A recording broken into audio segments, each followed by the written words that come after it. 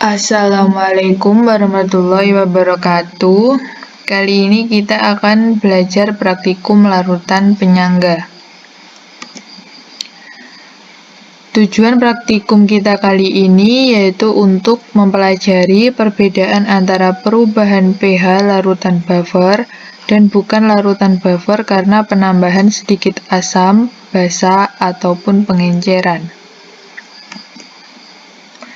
Alat praktikum yang digunakan adalah gelas beker, gelas Erlenmeyer, pipet tetes, dan juga indikator universal.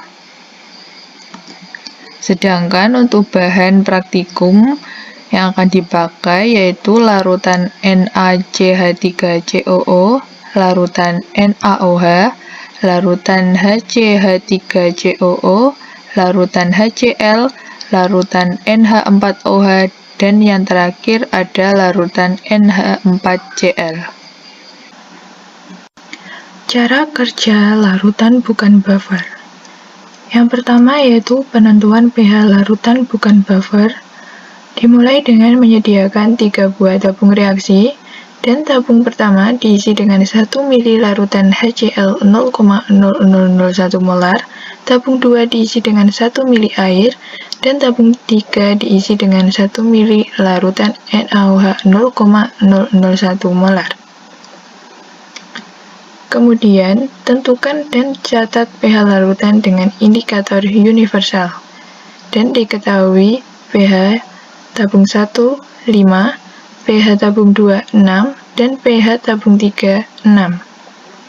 Kemudian, cara kerja yang kedua yaitu penentuan pH larutan bukan buffer setelah ditambah asam. Mengambil ketiga tabung reaksi tadi yang telah diketahui pH-nya, kemudian ke dalam masing-masing tabung reaksi tersebut ditambah dengan 1 tetes HCl 1 molar. Lalu, tentukan kembali pH larutan tersebut dengan indikator universal. Dan diperoleh hasil akhir, tabung 1 memiliki pH 1, tabung 2 memiliki pH 1, dan tabung 3 memiliki pH 2. Sekarang kita beralih ke cara kerja larutan buffer. Yang pertama, penentuan pH larutan buffer. Dimulai dengan menyediakan 2 buah gelas Erlenmeyer, tabung 1 diisi dengan 25 ml asam asetat 1 molar, dan tabung 2 diisi dengan 25 ml natrium asetat 1 molar. Untuk diingat, kedua larutan ini ditandai atau kita sebut dengan larutan A. Kemudian, gelas digoyang-goyang agar larutan homogen, dan tentukan pH larutan tersebut dengan indikator universal. Untuk diingat, larutan ini jangan dibuang karena akan dipakai untuk percobaan selanjutnya. Kemudian, kita sediakan lagi 2 buah gelas Erlenmeyer. Untuk tabung 1 diisi dengan 25 ml amonium hidroksida 1 molar, dan tabung 2 diisi dengan 25 ml natrium asetat 1 molar. Untuk diingat, kita tandai kedua larutan ini dengan larutan B. Kemudian, kita goyang-goyang lagi kedua larutan ini supaya homogen, dan tentukan pH larutan tersebut dengan indikator universal. Diingat kembali, larutan ini jangan dibuang karena akan dipakai untuk percobaan selanjutnya.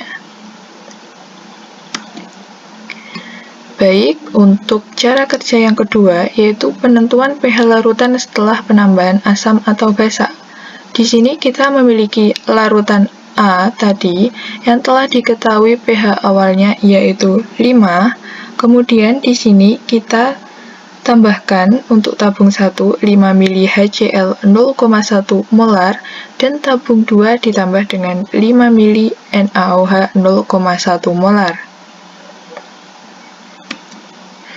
Kemudian kita ukur kembali pH-nya dengan indikator universal, Dan diketahui tabung 1 dan tabung 2 sama-sama memiliki pH 5. Kemudian, cara kerja yang kedua yaitu penentuan pH larutan setelah penambahan asam atau basa. Di sini kita memiliki larutan A yang telah diketahui pH awalnya yaitu 5. Kemudian, untuk tabung 1 kita tambahkan dengan 5 mili HCl 0,1 molar dan tabung 2 kita tambahkan dengan 5 mili NaOH 0,1 molar. Kemudian kita ukur kembali dengan indikator universal dan memiliki pH akhir yaitu 5. Jadi pH awal 5 dan pH akhir 5. Kesimpulannya pH tetap atau tidak berubah. Kemudian di sini kita memiliki larutan B dengan pH awal 9. Kemudian di sini kita tambahkan untuk tabung 1 5 mili HCl 0,1 molar dan tabung 2 kita tambahkan dengan 5 mili NaOH 0,1 molar. Selanjutnya kita ukur kembali dengan indikator universal dan diperoleh hasil akhir yaitu pH 9. Untuk pH awal larutan B adalah 9 dan pH akhir memiliki angka 9 juga. Berarti dapat kita simpulkan bahwa larutan B juga memiliki pH tetap atau tidak berubah. Maka dari itu dapat kita simpulkan untuk larutan buffer adalah larutan yang pH-nya relatif tetap atau tidak berubah pada penambahan sedikit asam, basa, ataupun dengan pengenceran. Sekian untuk praktikum larutan penyangga kita kali ini. Apabila ada salah kata saya mohon maaf. Saya akhiri. Wassalamualaikum warahmatullahi wabarakatuh.